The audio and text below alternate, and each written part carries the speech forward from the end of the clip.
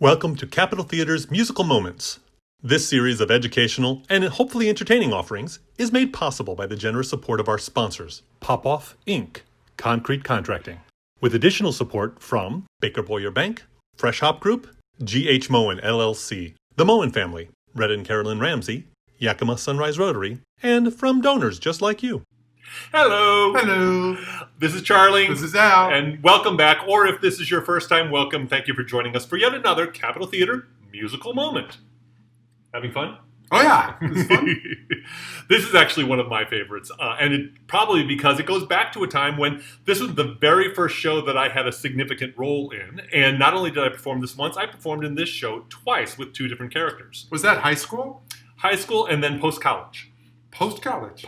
Hey, you know, you get around. Nice. So, and actually it was my high school teacher who was my mistress when I played the second time. So, and I'm excited because Charlie is a man of many musical cues. Like, I'll say something and he'll just sing a line. We have tons of them. Like what? Let's see if we can do one. Like, what if I said, "Oi, what a beautiful morning." That's one of them. And the first line of this song, I have heard him sing hundreds of times, and now I finally get to hear him sing the whole song. Yeah, because he had no clue what this was all about. Nope. He just understood it was a cue I generally referenced. So, yep. So whenever he, like, maybe wakes up from a nap or something like that, the first line of this song is what he sings. You'll see what I mean. And this is going back to a time before we were born. It is from the early 60s. It's from the musical Carnival, and the song is Her Face.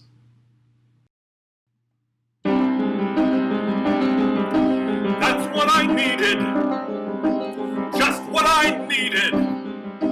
Something hanging around my neck, a helpless thing, depending on me to bear its burden, clothe and feed it, practically carry it, a grown-up girl with the mind of a child, depending on me, measuring me, staring at me, measuring me.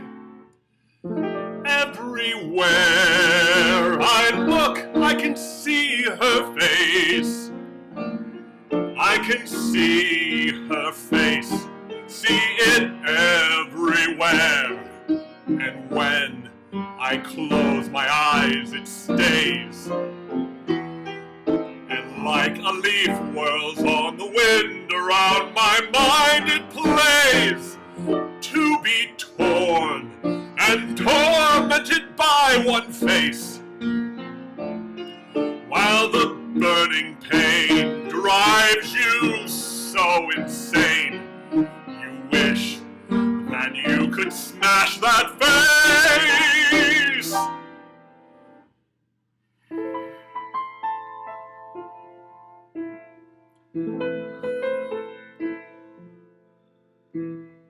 That's what I needed. Just what I needed. Someone's hand reaching out to mine, a helpless thing depending on me to bear its burden, clothe and feed it, practically carry it. A grown-up girl with the mind of a child, depending on me, measuring me, staring at me, measuring me. Everywhere I look, I can see her face. I can see her face, see it everywhere. And when I close my eyes, it stays. And like a leaf whirls on the wind around my mind, it plays. If in my two hands I could hold her face, well, my fingertips kiss her eyes and lips and make them love and light and shine.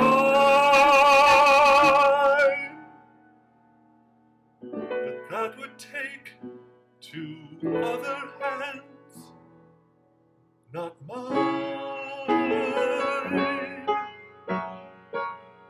that would take two other hands, not mine.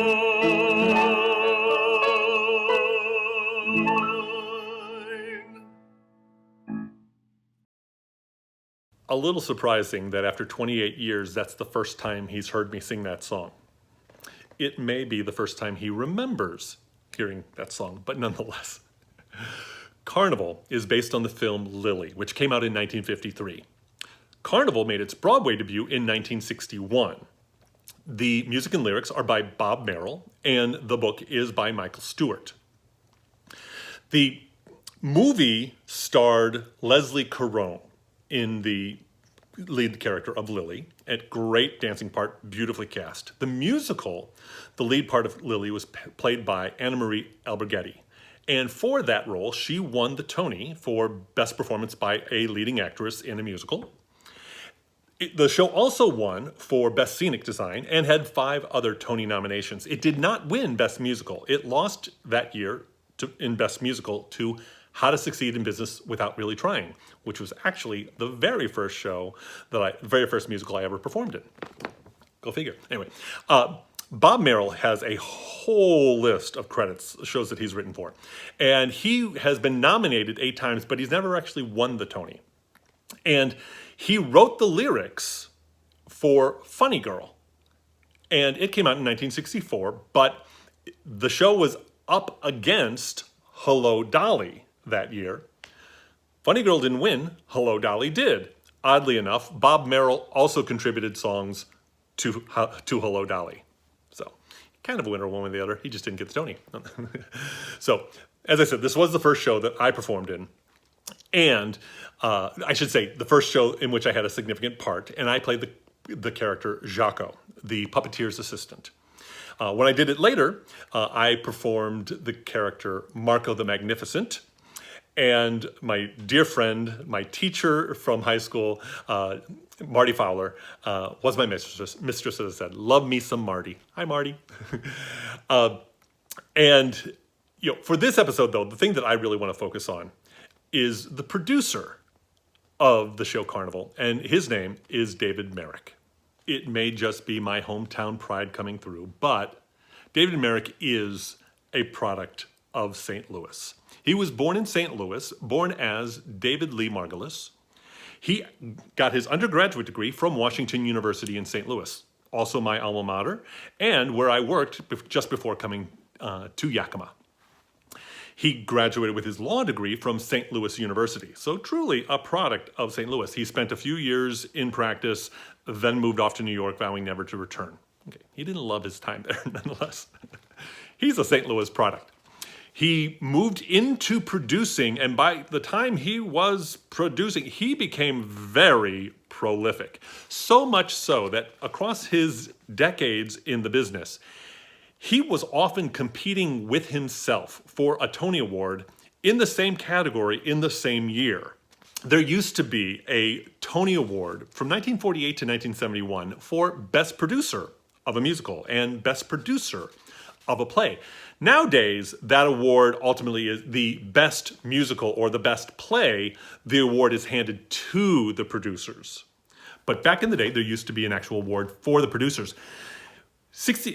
For the Best Producer for a Musical Award, in 62, 63, 64, and 65, he was up for Carnival, Oliver, Hello, Dolly, and The Roar of the Grease Paint, Smell of the Crowd, for which he won for Dolly.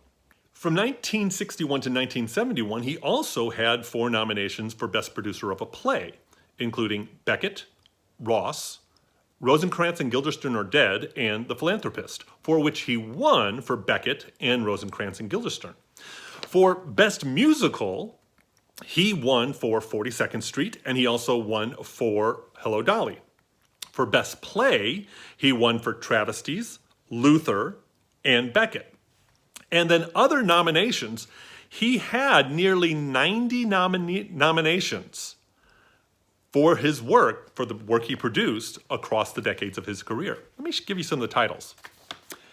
Mac and Mabel, Sugar, Child's Play, Promises, Promises, The Happy Time, How Now, Dow Jones, I Do, I Do, Oh What a Lovely War, 110 in the Shade, One Flew Over the Cuckoo's Nest, Breakfast at Tiffany's, Stop the World, I Want to Get Off, Do Re Mi, and Gypsy, among others.